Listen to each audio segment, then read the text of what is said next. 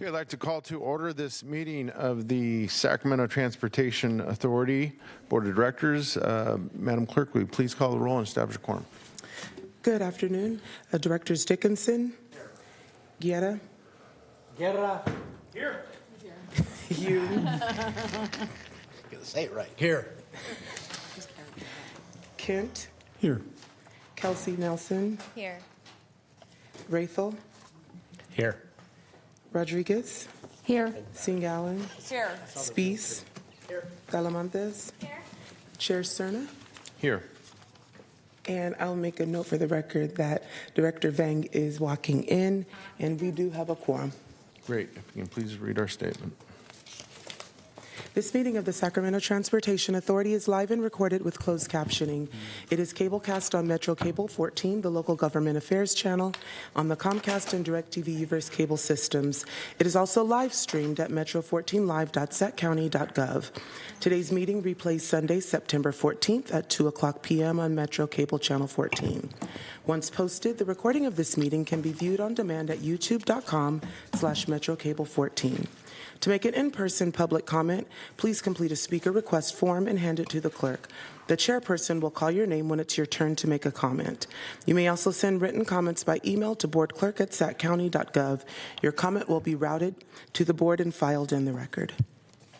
Very good. Thank you. Mr. Busey, will you please do us the honor of leading us in today's pledge?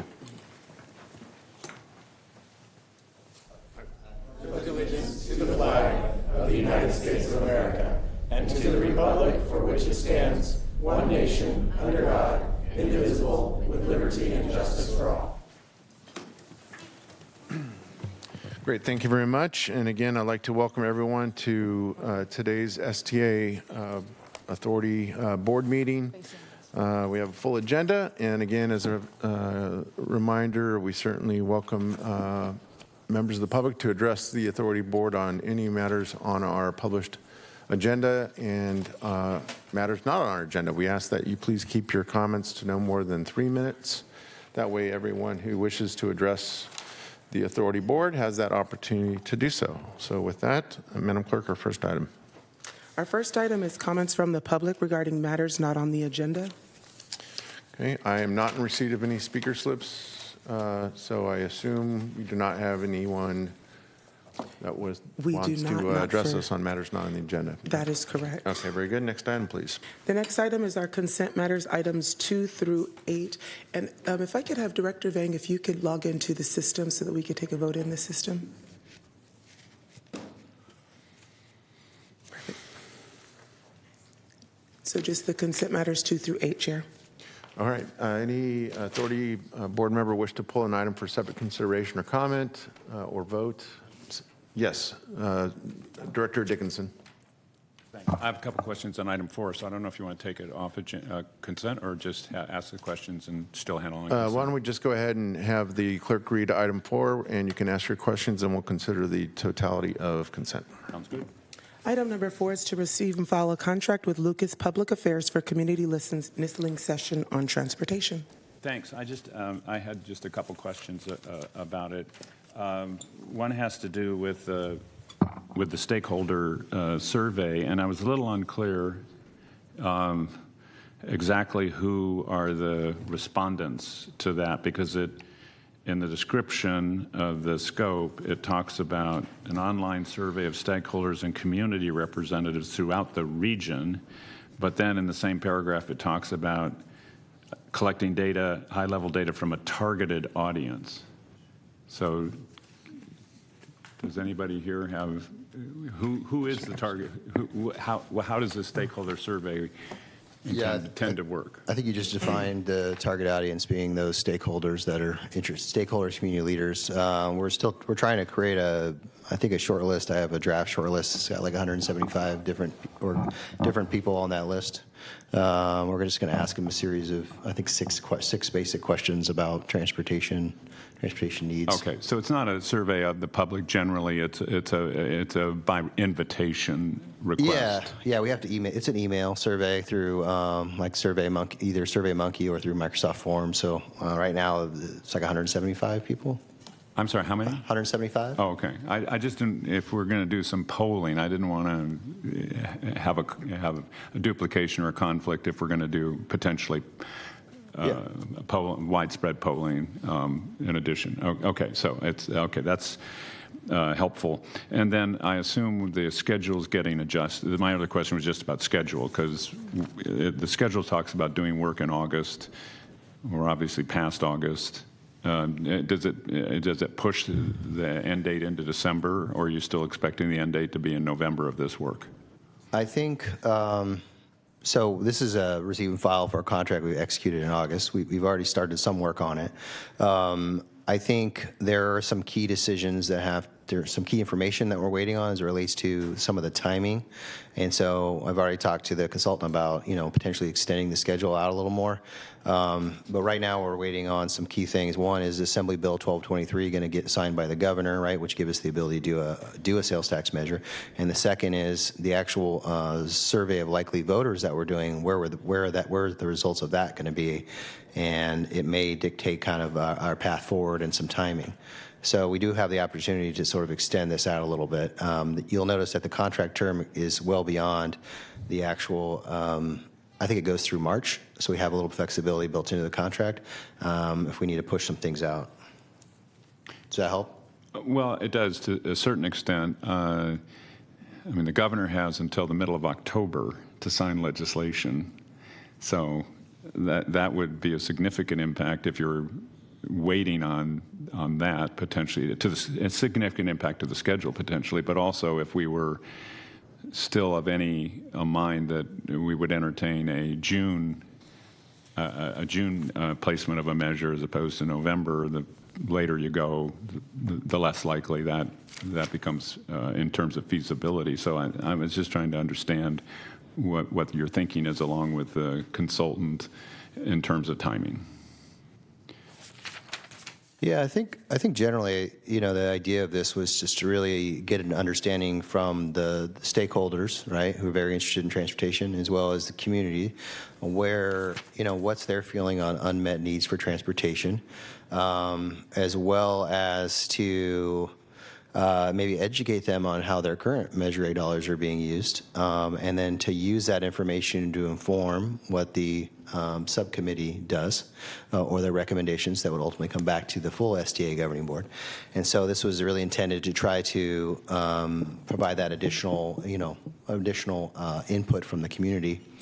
And I think we were looking at a November timeframe for something coming back from that subcommittee. Yeah. And but as I said, I think there's a few things that we need to better understand in order to move forward with a recommendation in November.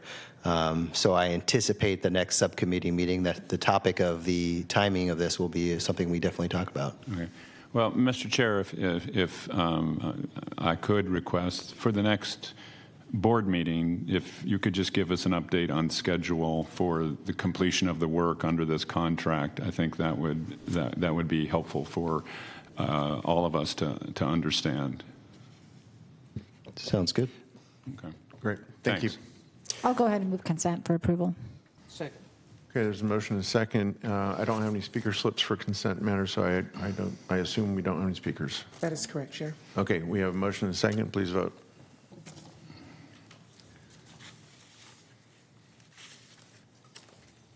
Looking for a vote for Member Vang. And that item does pass unanimously with those members present.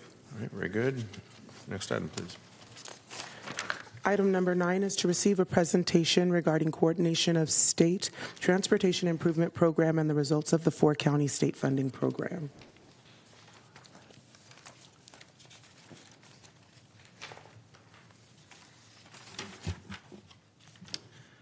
Okay, good afternoon, Chair and Vice Chair, board members. I'm going to present on item 9, which is coordination of the STIP funding and the results of the 4-county state funding program, which actually programs those STIP dollars.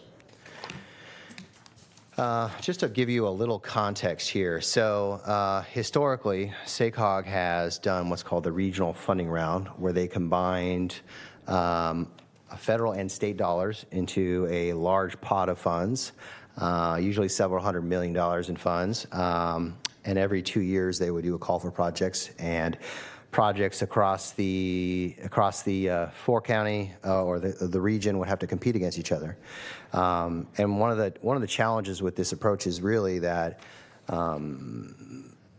it creates some uncertainty, right? And if you're trying to plan for a project and get that project delivered, and you're really unsure if you're going to get funding through this program, it can be challenging. And then from cycle to cycle, there are different results, and even you submitting the same project you did last time may not get funding.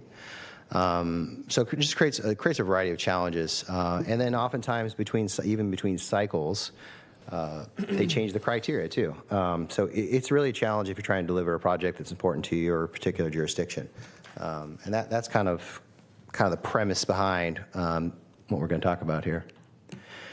So luckily, through some advocacy at the staff and the board level advocacy, we were able to get a change done on the state side. And so what that state change did is, instead of pooling all of the county shares of STIP dollars or state dollars together into one big pot, and all of our agencies competing against each other for those funds, we asked SACOG to say, hey, how about you keep the county shares of funding all together, right? So we can ensure that all the funding that's for Sacramento County goes to projects within Sacramento County. And we got them to make that change. 90% of the funds stay within the county, 10% of the funds are pooled together. So the region essentially is competing against each other for that smaller pot. So that meant that there was $28.4 million available for projects in Sacramento County, which is, I think, a good thing. And that made sure that those funds weren't going to other counties, stayed within our county. And so what this board did in March and April was we introduced the concept of an MOU. And generally that is, hey, we have $28.4 million. If we can all agree upon how those funds are allocated, instead of competing against each other, we'll just apply for our specific share that we've agreed to. And as long as we've submitted projects that meet the competitive criteria and meet the minimum scoring threshold, we should get those funds. And so what that did is it provided a lot of certainty for your agencies to actually know exactly how much they were going to get out of a funding round, keep in mind they still have to submit competitive projects. Now we had to set aside for transit and rail so we could make sure we had funds for them. And then there were sub-allocations for each geography, right? So we know City of Sacramento knew exactly how much money they were allocated for their projects, unincorporated county the same, Rancho Cordova, Folsom, across the board. And the way that we address this is through a memorandum of understanding. Going to this next slide. So with that MOU in place, I just want to talk about how the results went, right? So there was $28.4 million available. So we used this MOU. SDA sort of was the coordinator of this, kept things organized. We used those formula allocations, and then each of your agencies identified the project that aligned with the dollar amount and the guidelines SACOG developed, and then put applications together. And we had flexibility within MOU as well, depending upon if you had a project ready or you needed more funding, which I'm going to give you a couple examples of how that worked in a couple slides from here. And then we weren't all competing against each other. That was one of the other great things, so we could actually support each other, and I'll give you an example of that. And so ultimately, of that $28.4 million, $28 million was awarded. We had one project that didn't meet the minimum scoring threshold. So some key takeaways from this before I get into the actual awards. So SACOG enabled the policy change, which allowed us to really maximize the benefit of this, right? Create that certainty for projects to get delivered. SDA worked to maximize the benefits of that, but through its coordination, ensuring that we were meeting every 2 weeks with all the agencies, making sure their applications were getting in on time, and there were changes that needed to be made between the draft and the final application. Those changes were being made. And I think ultimately we built a lot of trust across the agencies. And this is going to be this MOU is actually going to apply to multiple rounds, so we'll be able to do hopefully an even better job the next round and have more certainty. So these are the awards for everyone. This is $28 million in awards, and I want to highlight a couple of projects specifically. The first one being the $1.2 million award for the City of Folsom. So they had a really good project, but the challenge with the City of Folsom's project was that it wasn't an existing trail, and so there wasn't a lot of data that supported the need for the trail, right? And that's really hard when you're trying to show, hey, this trail is needed. And so what I did is I asked the City of Rancho Cordova and the County of Sacramento, hey, can you review the City of Folsom's application and provide them with any feedback to improve their applications? Because I know this is a good project, it's just hard to document the need for it. And so we were able to get some really good comments from those agencies to improve that application and meet the minimum scoring threshold, and that allowed the City of Folsom to get that $1.2 million award. The second example I'll give you is the City of Sacramento's Marysville Boulevard Vision Zero project. So the City of Sacramento share of funding was only like $6 million. But there was a couple of cities here, which you'll see there's some cities missing, that either needed more money for their project or had a project that they're waiting to submit maybe in a future round. And so instead of letting their funds roll over to the next round and be unused and left on the table, City of Sacramento said, hey, why don't you give us your funding and we'll advance our project at a much larger amount, and we'll give you your money back the next round. That way, you'll still get your money, but we can actually not leave any money on the table, and we'll use that. And so that allowed the City of Sacramento to get a $9.1 million award. A couple other things I'll point out to this too is typically, agencies are submitting multiple applications hoping one of these will win. And so this limited the amount of work agencies actually had to do. Typically awards are in the $4 million range. And so you'll see there's 3 projects over that $4 million range. That's because we weren't all trying to, you could actually be a little more strategic and put it all in one project, which because of that certainty, which I think was a good thing. And then if you look at this at a regional level, Sacramento County is the only county that actually put together this MOU. We're the only agency this coordinated and this organized to do this. So Yolo County couldn't get all their agencies to agree, and it fell apart on them, and they left a lot of money on the table. A couple of other counties trying to do an informal agreement, but they weren't really that well organized or coordinated, and so they had very mixed results. So I think from that standpoint, we did incredibly well on this funding round. I just hope to continue that to the next round. So with that, open any questions. All right, thank you, Kevin. Any questions for our director? Director Talamantes. No questions, but just want to commend you and all the public works directors from all the local agencies on working together to be able to achieve more and reach for more money as an agency. So just kudos to you and the team, and looking forward to the next round. Great, thank you. All right, seeing as there's no more questions from directors, I don't have any speaker slips on this matter. So this was just a report back, correct? We have no action to take? That is correct. All right, then we'll go on to item 10. And I do have so far 2 speakers signed up to address the board at the appropriate time. So I'll put that on the record so people who wish to address us can do so. However, we are going to get a staff presentation, I believe, first. That is correct. So item number 10 is to receive a presentation from the Sac Moose Coalition on principles to consider for future ballot measures. All right, wonderful. I'm just going to quickly introduce the speakers here, but want to highlight just a couple of things. We talked about item 4 and that contract, right? And so I think, showing that the board is willing to listen to the community and the stakeholders specifically on what are their interest in a sales tax measure is very important. I think having this item is actually a very important item to have. I will say another thing about Sac Moves, which is different from a lot of other organizations, is they are a coalition, and they'll talk about this too. But they have I believe over 25 organizations that are part of this, and they've been actively engaged in pretty much every measure that I've been involved in. Probably over 10 years, at least at this point. So I think it's a really nice to have them do this. I think the other challenge, SCA is a very small agency as well. And so having a coalition members who all work together and agree upon what they want and doing all that work for us is a very important thing. So with that introduction, I'm going to introduce Dan Allison and Deb Banks, who are going to make this presentation. All right, very good. Come on up. The Dan and Deb show. If y'all were waiting for me, I was stuck in traffic. Ironic. Good afternoon, board members. I'm Dan Allison, and in the coalition, I represent Sacramento Transit Advocates and Riders. I'm Deb Banks, Executive Director of Sacramento Area Bicycle Advocates, and that's who I bring to the Sac Moves Coalition.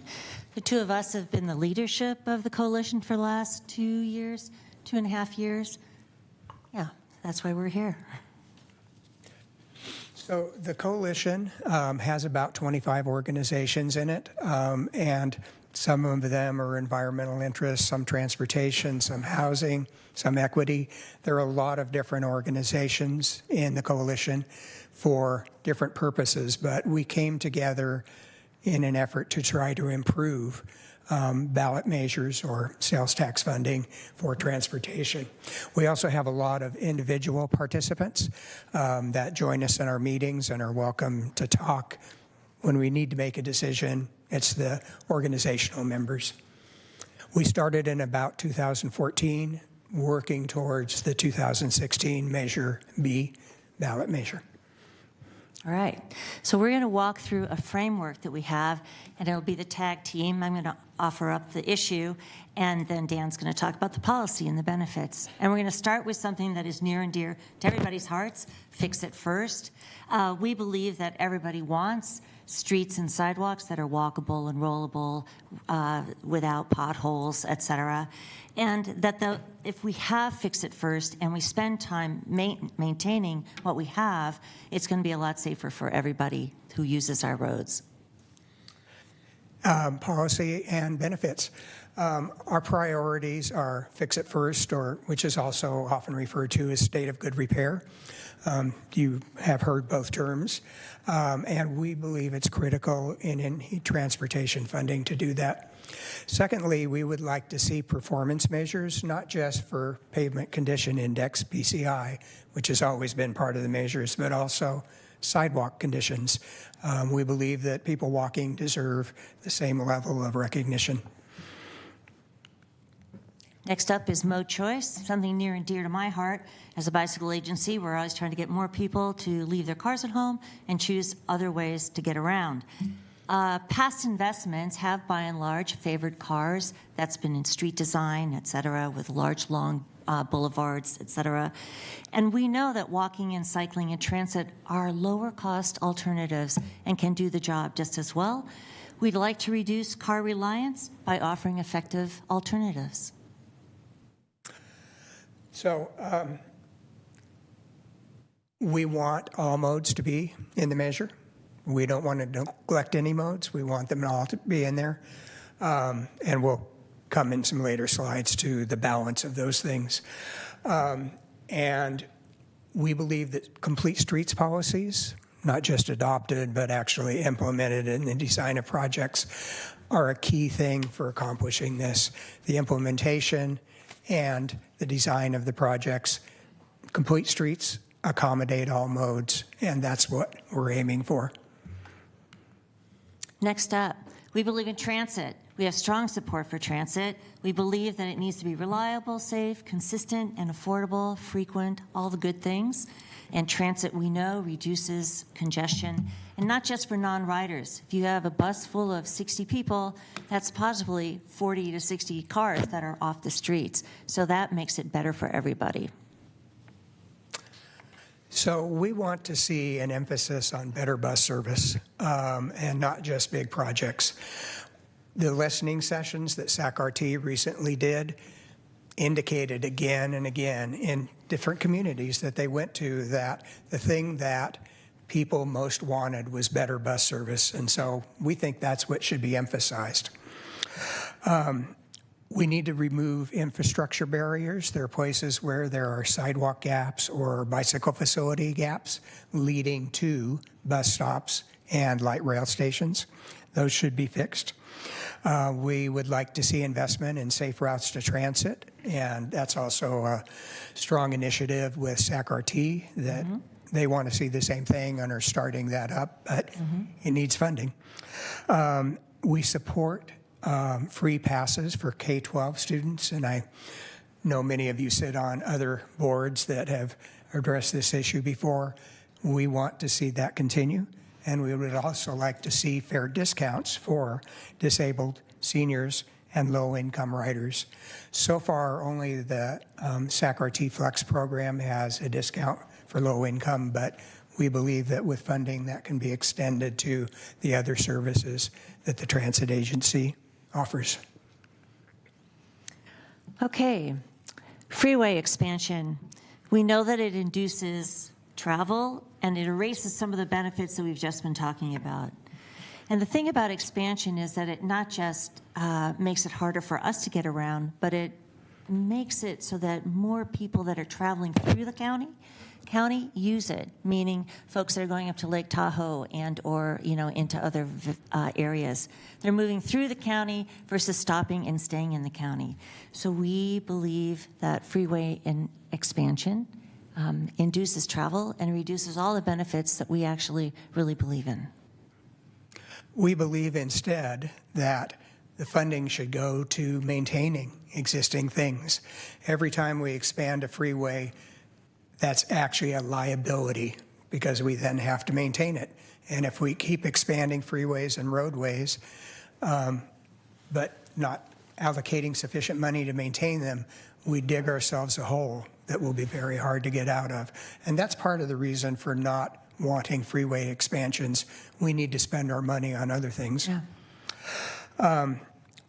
We believe that most of the funds raised within Sacramento County through a sales tax or any other taxation method should stay mostly within the county, serving county needs.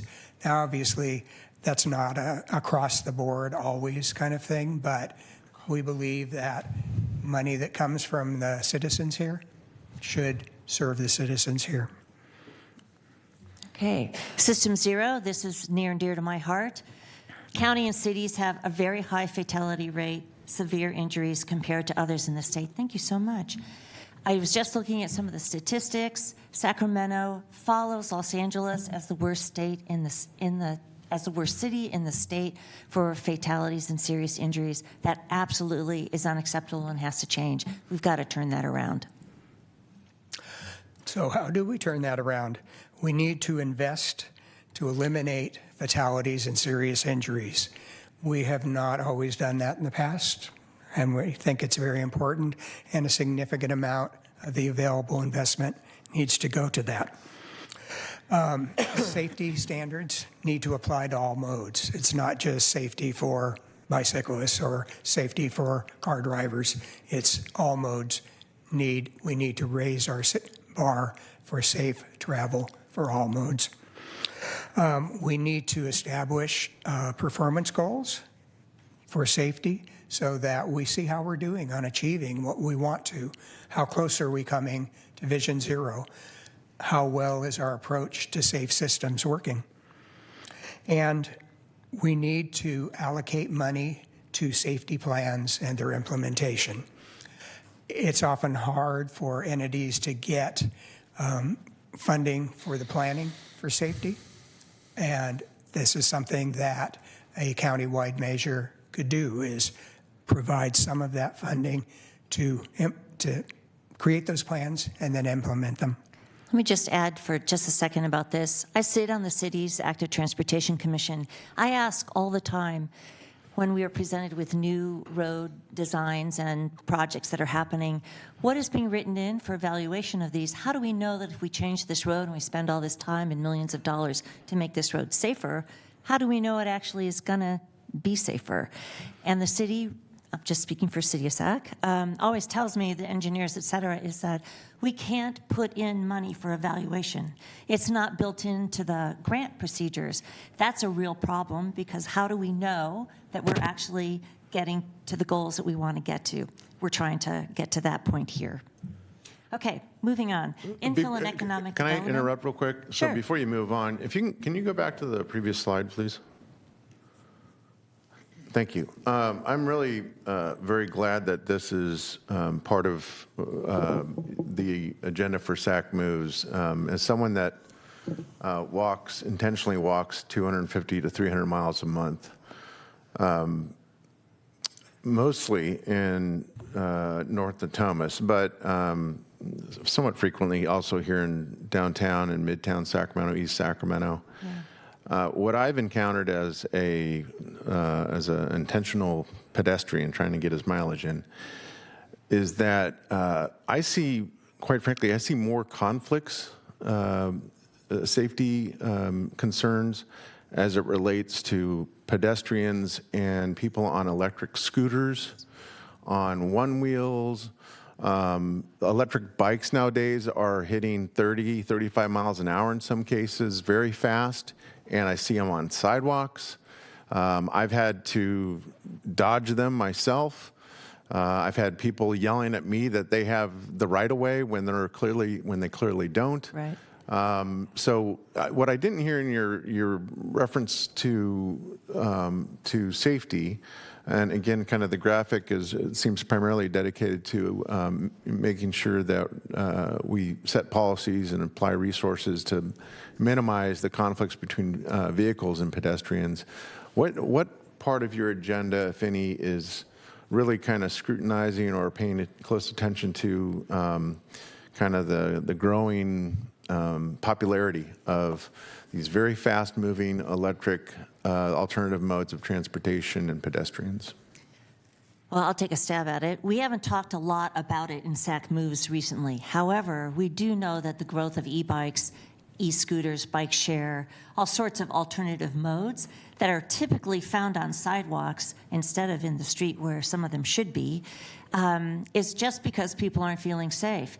We're all in on education, building awareness, and then enforcement to the extent that we can, and that we can find some enforcement mechanisms that will actually do the job. That's a whole different piece of the puzzle, but for sure, we believe in the safe systems approach regarding anybody, everybody on the road, on the sidewalk.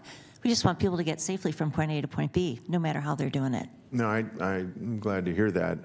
I would just hope that we all, not just SAC Moves, but we all think carefully about how we manage, again, kind of the growing interest by a lot of folks, not just young people that are doing the one wheels, but I've seen people of my age that are out on electric scooters going full speed ahead in their, in their suits and ties, going to meetings, presumably, that just don't seem to be paying a lot of attention. And I've heard some horror stories too about folks that become very susceptible to injury because they're doing exactly that. So just wanted to interject while you moved on from the safety slide to point that out and hopefully stress that that's something that will be of growing interest to SAC Moves. Absolutely. Thank you. Thank you. Yeah. I will say that there are other locations, some of which I visit, that have much worse problems than we do. There are people riding modified electric bikes that go 45 miles an hour. It's illegal to do that, but there isn't any enforcement. Some of these issues can be solved at the state level, some at the county or individual city levels, and some can only be addressed through education. And yes, we support addressing those. Good. All right, let's move on. Infill and economic development, it's something that's really important, and we've been spending a lot of time on infill these days, which is great. In the past, transportation investments haven't always promoted economic vibrancy and livable places. Sometimes investments have been way off, not where people are living and where they're needed, in the idea that we would fill and get to where those transportation places exist. We think that needs to shift a little bit. We know that multimodal corridors best support local businesses. We want people to stop and walk in and spend some time and spend some money in their local businesses. And that means we want transportation to be close in as well so that people can access it. So Deb covered, we want things to be aligned with infill. We believe that there's an important way in which transportation investment can make places more successful. And a lot of people say, well, how do you make a place successful? And I'm fortunate to live in the central city And my answer is make places more like the central city. It's a place with a lot of residences, a lot of businesses, not very many high-speed arterial streets. It's a place that's livable and it's economically vibrant. During the economic downturn, Midtown was the place that really got through with no major problems because that was the form of the place. And I will say that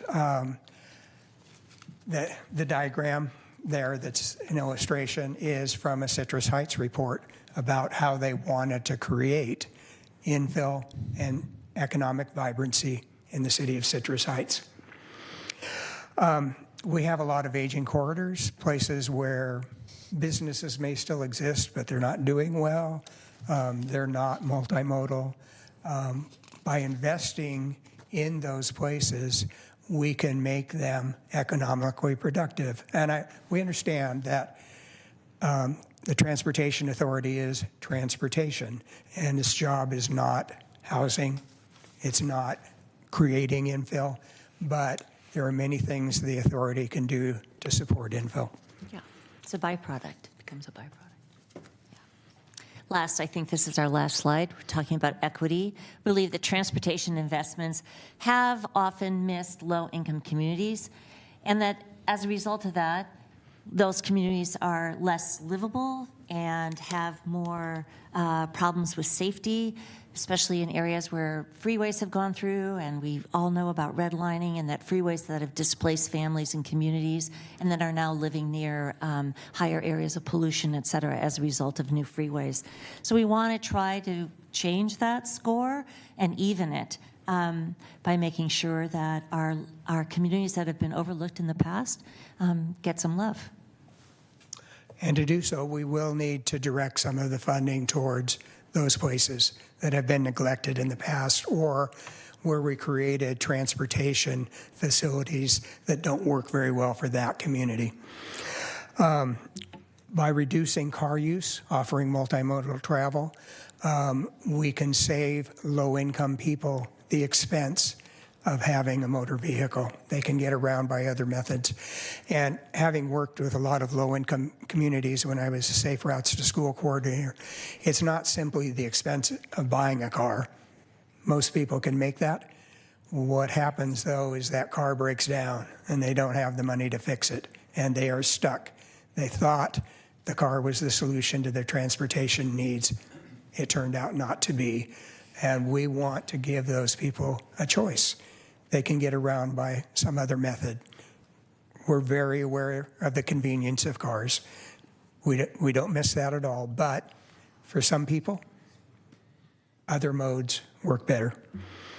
And we need to make sure that funds are evenly distributed throughout the county. Mr. Busey just talked about a situation where there was sort of a funding trade-off where one entity wanted to proceed with an expensive project and others said, we'll wait until the next round. And so it won't necessarily be at every given moment that the funding is geographically equal, but over time it should be. And that's the end of our presentation. Yeah. If you have questions for us, we will do our best to answer. You should understand that just as you are just starting into this process of considering a funding measure, so are we starting into the process of more clearly defining what we want. And we often get asked, well, what do you think about that project? And in general, our answer is what we want is policies that will make sure all the projects are good, and we don't generally get involved in being for or against a particular project. What we want is good policies, good performance measures. Thank you. Thanks. Great. Thank you, Dan. Thank you, Deb. Before we get to comments from directors, I just want to get some clarity. So is it appropriate then to think of SAC Moves as a umbrella organization for other local transit or active transportation groups? Is that appropriate characterization? We certainly include those, but We also include other interests. There are some education organizations, equity organizations, Health housing in organizations. particular. And health. And It's always been housing has always been a strong voice in our organization. Okay, very good. And then is SAC Moves its own nonprofit? No, it's just a group of people that Okay. come together under the auspices of same thinking, same framework, and same values. So you don't have any tax code restrictions on political activity, anything like that? Nope. Okay, very good. All right, we will get to director comments. We'll start with Director Kent. Thank you. You have many laudable goals that you've expressed here, including transportation made available and affordable to all within a community, multimodal, low risk, in other words, high safety. My question comes from your reluctance to support new freeway expansion, in that tracking general economic growth within a county is important so that you'll have funding for these services. So the freeways are also used for many different types of routes, as we well know, for transport, freight, commuting. That's the incentive behind high occupancy vehicle lanes. So how do you balance what is required to fund in a general way the economics of a county and also not necessarily discourage travel within the county, which has an economic impact? Part of the answer is that if a freeway is meeting regional or statewide needs, it should be funded at a regional or statewide level, not by the county. Sacramento County doesn't need to do favors for the other counties in the region. They're an equal partner, and certainly there are projects that may be of benefit to the region or to the state, but we feel that when that is the case, the funding should come from the region or the state.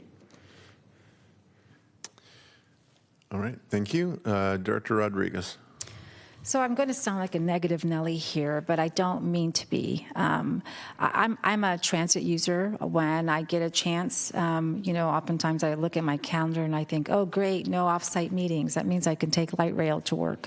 I'm a big supporter of the light rail system, and having now been a policymaker for 5.5 years and approving developments, one thing that is missing in many of these projects is the ability to implement either some kind of a bus system into these neighborhoods. So we continue to grow, and Sacramento continues to, expand and sprawl out, and we continue to make neighborhoods that are very car dependent.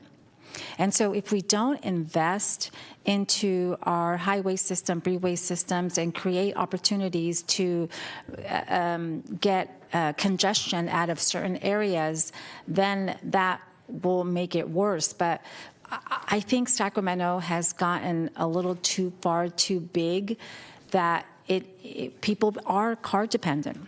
If a youngster wants to go to the mall, the only way to get to the mall is through driving their car, because sometimes the roads don't have the ability to have bikes on them, or certain areas have better trail systems that can. But in our society and in our culture, we haven't really created that. And so, I like everything that you said. I grew up in a city where you didn't have to have a car, but if you had a car, great.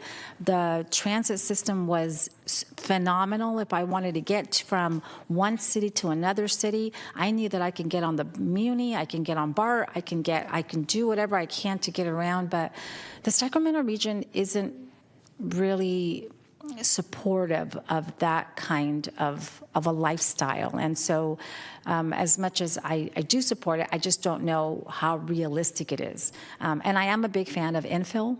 I think infill is a great way to take certain areas and create housing. I'm a big supporter of housing, and infill is a great way to do that.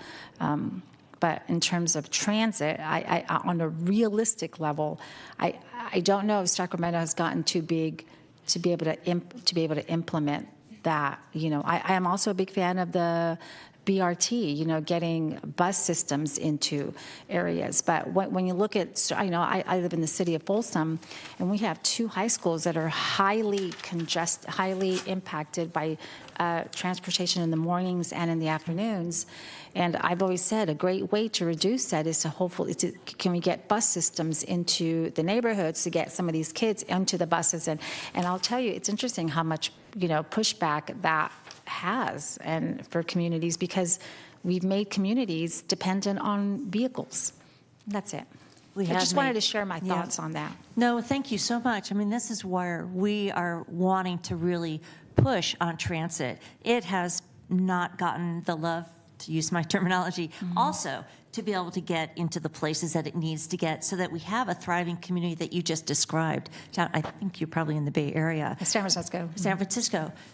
There are cities all over the United States and the world that are much more transit friendly, and that with a solid transit system, we could have those kinds of walkable cities and cities that kids can take the bus and easily get off and get to school, et cetera. And then their families might not feel so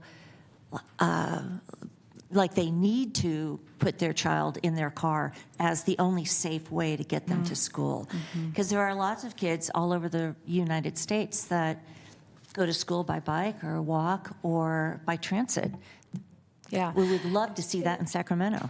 It's interesting, some of the feedback that I get when I think, well, it would be great to get a bus system. Like, let's talk about the high schools. It'd be great to get a bus system that can get people around. And then I hear comments like, well, no, because what it's going to do is it's going to bring all the homeless into our neighborhood. So there's all these negative connotation when it comes to transit and how it would impact a community. So, but thank you for the presentation. This is informative. I support a lot of the efforts that you are in your efforts. Thank you. Great. Thank you for your comment. One thing I wanted to add is we're talking about a potentially 40-year investment. And if we say, well, things aren't working now, so we won't invest anymore in what's not working, we will be in the same place 40 years from now. We want to shift our investment so that we are in a good place. Director Nelson. Thank you. Thank you for your presentation. I am curious on the realistic point of view as well. As leaders in this space of transit, what does your commute look like personally? What percentage of the time do you use your cars? And with your goals that you have for more transit options, how do you anticipate that changing? Do you want to start? I'm car free. Number one, I walk. Number two, I bicycle. Number three, I use transit. When I go to the Bay Area, I use transit a lot more because there's a better transit system there. I admit it. Again, it goes back to we believe people should have a choice. I'm one of those people who does not drive, rarely accepts rides. So that works for me. We realize it doesn't work for everybody. I own a car. I drove it here today because I was dressed up, and this is hard on in a bicycle. It'll get caught in the spokes. However, and I live about 7 miles away on the other side of the Guy West Bridge, in East, well, it's not East Sac anymore. I ride my bike to the office, which is just down the street, 3 times a week. And it's usually I have an e-bike assist. So it's about 7-8 miles. It's delightful. I do have a vehicle. I put less than 5,000 miles on it a year. It sits a lot, which I kind of think I should get rid of it. But for special needs, I still use it. I rarely use transit because my commutes are just pretty easy by bike. I will also be really honest. My partner and I own a very old vintage car. It's over 40 years old, which we drive every once in a while, and we own a van. And when we want to get out of town and go camping, we typically take the van. So full disclosure, I am a car family, but I personally spend very little time in them. If I were to characterize the people in Sac Moves, I would say that most of them are car light. They have cars They use their cars, but they don't use them a lot. Gotcha. Thank you. Very good. Mayor Singh-Allen. Thank you. Thank you for your presentation, very thoughtful. I think some of the questions you heard from my colleagues, for those of us that live in the surrounding communities, where some of the goals identified aren't practical, right? So for Folsom, for Citrus Heights, for the city of Elk Grove, it would be nice to walk, bike, for all of our needs, but it's just, I think a lot of the focus that you've done a great job at and advocacy for is around the urban core. But for a lot of us, this is great information as we look at a future potential ballot measure of how to incorporate all of these ideas, but there will still be a realistic disconnect between the city, and particularly the downtown needs, the surrounding cities, and then all of our other, the cities that surround the city of Sacramento. So for me, what I'm really looking forward to seeing as we develop these conversations is how are we going to bring that together into something that we can all perhaps support. Mm-hmm. Otherwise, we are going to have a significant disconnect. Mm-hmm. And our priorities may not be aligned with your priorities. And that's just the reality. Mm-hmm. So I don't want to be offensive to that, but I also want to be realistic of the needs of Folsom, the city of Elk Grove, Citrus Heights, Rancho Cordova are not going to necessarily be aligned with SACMOV's and all of your goals. But I appreciate the work that you are doing, and I think it is important work. So thank you. Thank you. Any other comments, questions from directors? I see Director Dickinson wishing to speak. I too appreciate the work in the presentation today. I do think that we often underestimate both the appetite and the extent to which we can move in different direction from a transportation standpoint and, frankly, a development and growth standpoint, wherever we are in this county. This is not an all or nothing proposition. This is, I think, as has been noted, a question of choice and a question of real viable alternatives. I think it's not unfair or unrealistic to say that in any one of our communities and neighborhoods, whether we're within a more dense, more urban environment or a more suburban environment, there are trips that lend themselves to walking, to biking, to modes of transportation other than getting in a car, if we make those modes and those choices realistic and practical, and if we plan and develop our communities in a way that accommodates those choices. The truth of the matter is, historically in Sacramento County, outside of the urban core, we haven't done a very good job of that in the way we have developed. And so we find ourselves today, and some of us sitting here are responsible for some of those decisions, frankly, but we find ourselves in a posture where we now have to try to accommodate with the funding that we can develop a pivot in the way that we transport ourselves and the others in the community transport themselves, because there are any number of compelling reasons that demand it. Among them are climate, among them are congestion, among them are feasibility, among them are personal economics. So I think the essence of what I draw from the presentation is not so much the particulars of support for transit or support for biking or things of that kind, but more how it's incumbent on us to think about how we will be required to move in a different direction sooner or later.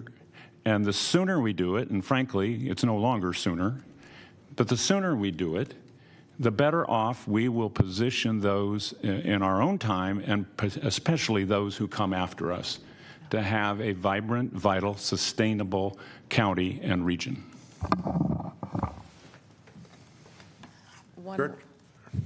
Excuse me, Director Vang.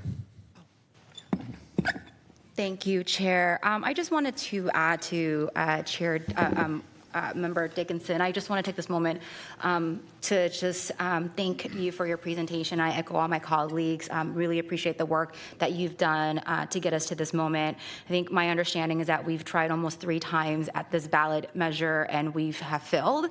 And for me, I think it makes it very clear that we need something bold, visionary, and truly transformative to actually meet this moment, or else the voters won't pass the next ballot measure. And so, we do need a ballot measure that can speak to all the needs and really take into consideration all the cities in this region. But I am hopeful that we can find common needs and figuring out important ways to move forward. I think we all want to be connected to work, to family, to neighborhoods. I agree with you that we need to make sure that there are all those options of modalities. I think that's really important. But I look forward to working with you and also my colleagues to figure out what that ballot measure may look like, right? It's failed 3 times because the voters have sent us a message that we need to come back with something better. And so I do think that whatever we come up with, it has to be bold and transformative, or else we're going to be in a really tough situation, right? And so, again, just thank you for all your hard work. Thank you. Mayor Singh Allen. I did want to highlight one of your particular slides as it related to improvements on the bus routes. That's a conversation we're having at SAC-RT, and it's something that my community in Elk Grove is also very interested in, as opposed to just investing and expanding infrastructure, improving the routes that exist and increasing those routes, as opposed to just expanding. So these are important conversations, but I did want to highlight one of your slides that I did recognize that is where I think that there is some common ground on that. So thank you. Thank you. Director Talamantes. Thank you, Chair. So I live in South Natomas, and I don't ride a bike to work because I don't feel like it's safe enough. And a lot of the outside of the urban core, it's the reality that we are so car dependent. And I just want to echo Member Rosario's comments on when you have new housing developments coming online, how you can get bus rapid transit and really work with local TMAs to make sure that people can get to and from work, carpooling and small shuttles and buses and stuff. So I just want to echo her comments. And I also want to say, the first investment that we need to do is our roads. People are tired of potholes. People want to see resurfacing on our streets. I can tell you the number of emails I get every day asking for road resurfacing, and I know how much it costs, millions and millions of dollars to be able to do that. But then you have to do that so that people can be able to ride their bikes and not get their tires popped. And then after you do that, you must invest in rapid transit. We must do that. That's the most important thing that we can do, so that once we make that one-time investment on our roads, we get the buses so that people stop. You have 40 less cars driving down Northgate, and that road then can last for a longer amount of time. And so I just really want to highlight that in your PowerPoint, and that I'm 100% on board with the investments in our roads, investments in rapid transit, so we can make them last longer and really have a plan, kind of like Member Vang said. Voters have denied us this because they're not seeing our taxpayer dollars hard at work. Not enough. And I think we've been doing a better job saying, hey, this was paid for by Measure A with the signage and the social media. I think that's a start and something we're going to continue to do. But I'm looking forward to hearing back on the committee on where we're at on this ballot initiative, because I have been asked about it. And I'm like, well, I know that there's a committee and we're working on it, but we're going to have to come out full force, united on this front, to be able to make sure that we have key initiative like transportation projects here. All right, thank you very much. I don't have any directors left in the queue. I'll just offer one observation, one thought, and maybe one challenge.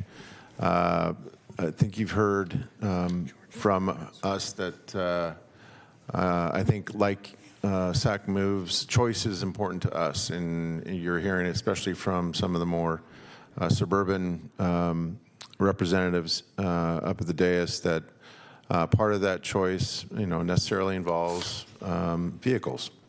It doesn't mean that you're hearing from us any kind of defensive or seeing any kind of defensive posture necessarily in support of car-only transportation, but I think you are seeing agreement that whatever we intend to do very intentionally when it comes to another ballot measure, we have to be very careful to listen to some of the polling and the survey products about where voters see themselves in that choice spectrum.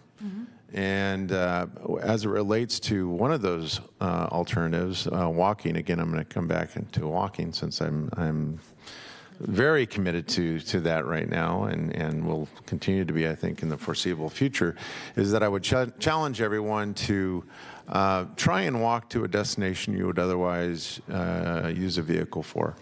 There's kind of an interesting psychology that I've kind of experienced for myself in terms of distance and how you perceive distance. And I would just say that in many instances, a destination that you would otherwise drive to but you choose to walk to is going to perhaps seem much shorter, both temporally in terms of the time that it takes and the physical distance.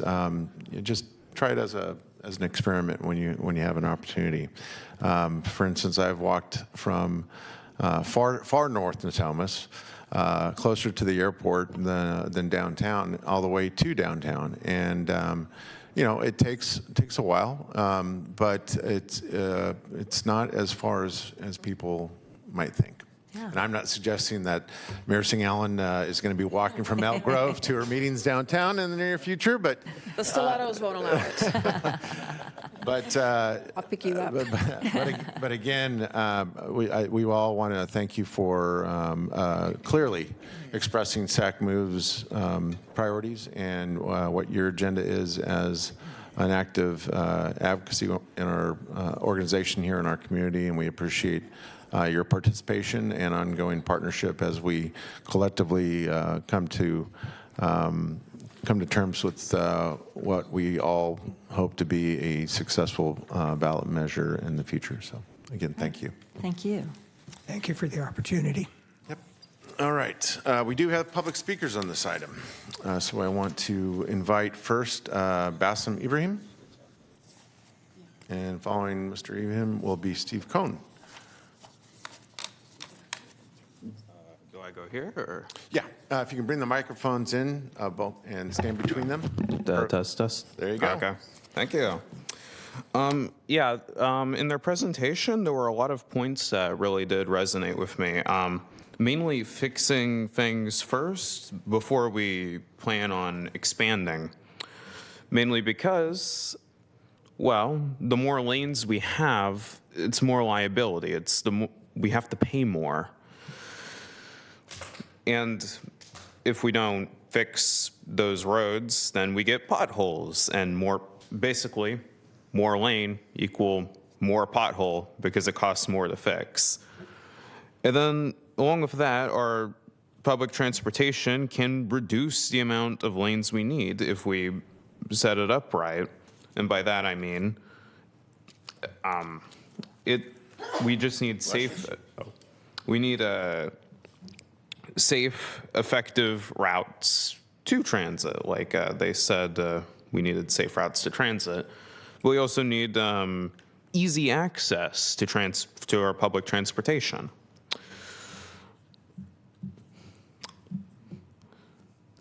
Really to reduce our said car dependency. I mean, if you look at suburbs, they are pretty, they're like a maze. But a good thing about them is they do have cul-de-sacs, which are usually separated by like a small distance. So maybe you could like build a bike trail or something to connect those two over like between some houses. I don't know. That's a suggestion. But that could reduce our car dependency, get more people to use public transportation, which will not only make things better for them because they wouldn't have to pay as much for having a car, maintenance, gas, insurance, registration, the list goes on. But it also helps drivers because now there's less cars on the road. There's less traffic all of a sudden.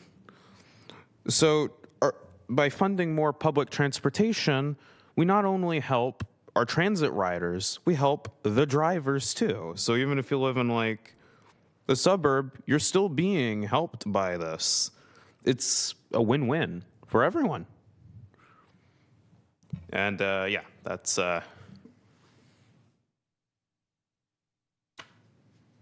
thank you. All right, very good. Thank you.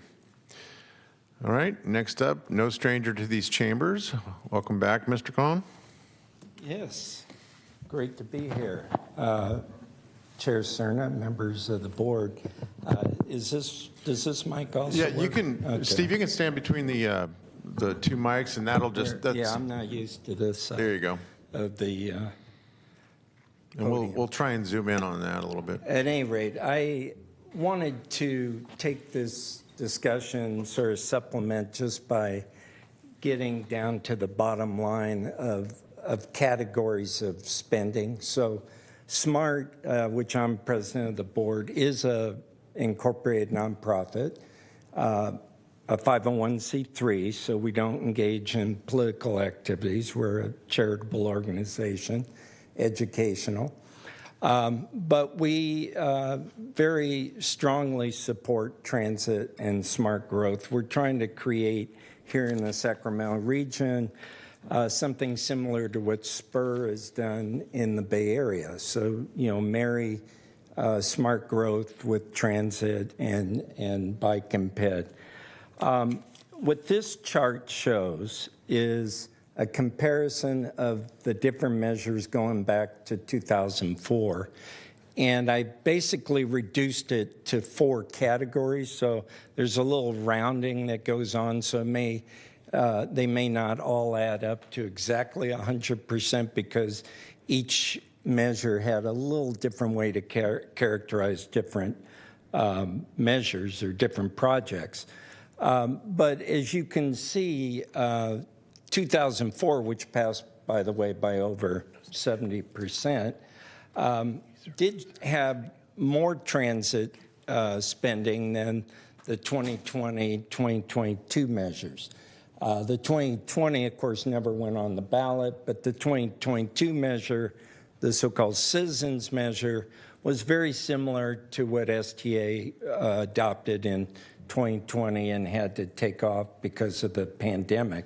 What isn't shown was the 2016 measure, which failed, was very similar to 2020 with actually a little bit different percentages, but very close to the 2020. What I now show you on the left-hand side, my left-hand side, is the what a 45-50-10 measure could look like, where you put 50% transit, 40% local roads, 0 for highways, and then take what would have gone to highways, put more into housing infrastructure, air quality, economic development, projects that meet a lot of our needs, as well as the American River Parkway, other regional mobility needs. So innovation is kind of a generic category for that. I think it's fair to test all of these percentages in terms of your polling. I hope it hasn't been done yet. You still have the opportunity to incorporate some of these concepts so we can see what the public supports. But we do know they did not support that 2020-2022 measure. In fact, they couldn't even get 45%. So we know that didn't work. So let's be practical in terms of what can work, but also what we need for the next 40 years. I think some good points were raised about highways and the need for highways. We're not saying you shouldn't fund highways. We're saying this particular fund, this new Measure A, needs to focus on priorities that have been set aside in the past. Thank you. Great. Thank you, Steve. Good to see you. Okay, our final speaker on this item is Troy Wilkinson. Hello, everyone. Thank you for your time. I really appreciate and want to echo the previous speakers. particularly the mentality of this being a win-win situation for both highways, drivers, as well as people who are car light or carless, such as I am. I think we see a lot of, at least online, rancor regarding the construction happening on the freeways currently, and there's a lot of, I think, a sentiment that the improvements that are being made there, at least right now, are causing a lot of difficulties for drivers. And I would caution against trying to use the measure to incorporate that much in support of additional highways, infrastructure, and of that sort, almost solely because, in my experience, there's plenty of people who are really excited about infrastructure, really excited about transportation, active transportation, but sour on the idea of voting for something that's going to continually give more money to what has already been supported to an amazing degree, the driving infrastructure of the United States. And so we've, it's not even a, 50-50, oh, which one should we choose? Right now, we have a society in which it's, I would say, almost 100% driver-focused, at least particularly in somewhere like Sacramento. And so supporting something else is a small piece of bread that can be offered as opposed to what we currently have, which is really very minuscule rations for the people who don't have cars and don't have that type of transportation. I currently am carless. My spouse does not have a license. She recently immigrated to the United States and is afraid.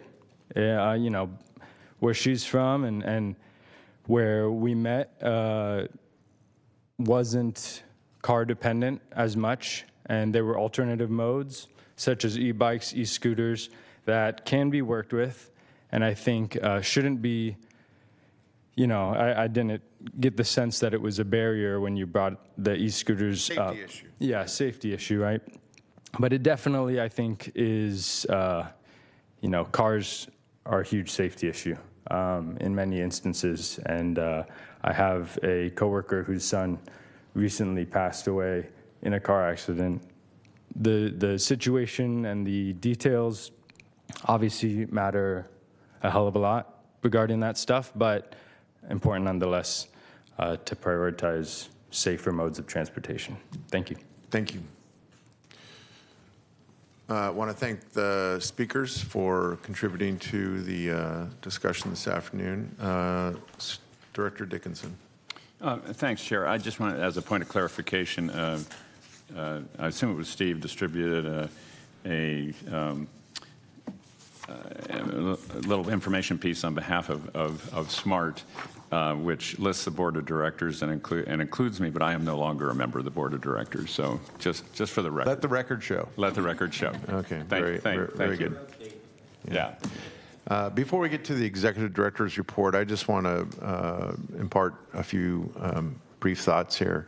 I think it's fantastic that we have so many transportation and transit advocates here in our region and our county. I think to a person, everyone that sits up here, whether you're a member of a board of supervisors or you're a municipal representative, I think we all have very strong feelings, and we're passionate about equity and making sure that, again, going back to the theme of choice, that is going to be at the forefront of what we eventually offer the voters and our constituents. But I do think sometimes we have to back away a little bit from simply narrowing the discussion to mode choice and having that be the principal part of our consideration when it comes to the complexion of a ballot measure. I think we also have to be very cognizant of the fact that we need to understand the condition of the economy at the time that the ballot measure will be considered. We have to understand what may also join that ballot, other measures. We need to understand in different parts of the county and the cities therein what the current tax burden is, and all that has to feed into, again, a very deliberative consideration of something that we all want to see succeed. There's been plenty of mention this afternoon about the times where the measure has failed, and none of us have the appetite to see that happen again. So I know that with SAC Move's help and SMART and others, we'll get there, and we need you. We can't simply, work in a vacuum. And having you share what you've shared this afternoon is very welcome, and we look forward to continuing the discussion. So thank you. All right, Madam Clerk, next item, please. Item number 11 is the Executive Director's Report. All right. Yeah, I'll do a quick Executive Director's Report. So a little bit on the legislative update. So Assembly Bill 1223, which is the bill that this board authorized in November 2024 to move forward with, which gives us the ability, among many things, to have some geographic flexibility on a future sales tax measure. That bill was passed by both the Senate and the Assembly floor, is now on the governor's desk. We're waiting. We're hoping he's going to sign it soon, right? Hopefully mid-October. We'll get a signature. He's had it for a week, maybe it'll be early October. So I reached out to a few agencies who asked for some letters of support. We think it will be signed by the governor. We had a really wonderful conversation in the last board meeting about the I Street Bridge, as you might remember. So we had actually envisioned probably a lighter version of an MOU coming back to this meeting. But, there was a lot of good comments and good direction, and so we're taking a little bit longer than we anticipated to try to make sure we're addressing all the concerns we heard. We are hopeful that it's going to come back in October. But if I think we have to get the City of Sacramento and STA, at least at a staff level, when considering both our bond counsel, our legal counsel, our financial counsel, all on the same page. So we're shooting for October, but if it has to be, it'll be November. I just wanted to get an update on that. So we have a lot going on the next couple of meetings, October and November. I just want everybody to know that. So, and some of the items it's a little bit fluid on. So October might be a little light. If so, that means November is going to have a lot on it. So right now, from October standpoint, we do our annual debt review. As part of that, we are trying to bring that back, the I Street Bridge financing, back in October. We want to give an update on the legislation because hopefully by October we'll know if that's signed, and we can talk through how that sort of evolved and where we're currently at with that legislation. There's some sort of some changes that occurred. I think they're fairly minor, but I want to make sure the board's fully aware of that. Let's see. So November has a lot on it. So November, we were planning for a recommendation from the Future Transportation Funding Subcommittee on what to do next. But we're sort of in limbo because we're waiting on this Assembly bill. We're waiting on some survey results. So that could get moved. The VMT mitigation strategy, we've had those workshops. That should come back in November as well with, I think, a recommendation, a high-level recommendation. And then we have an award of our new finance, we call it the Enterprise Resource Planning or accounting system. We have the annual financial audit that we do. And then we usually do some minor budget amendments to sort of make sure things are corrected to align with the actual spending. So we'll have a busy October and November. Thanks very much. All right, very good. Thank you, Mr. Busey. Any questions for our Executive Director? Supervisor Rodriguez? No. Okay. All right, very good. All right, our final item this afternoon then are comments and reports from authority members. Any? We at CARTA discussed revenue waterfalls and how it will land, and that's about it. All right, very good. Any others? All right, then if there is no further business before this board, we stand adjourned.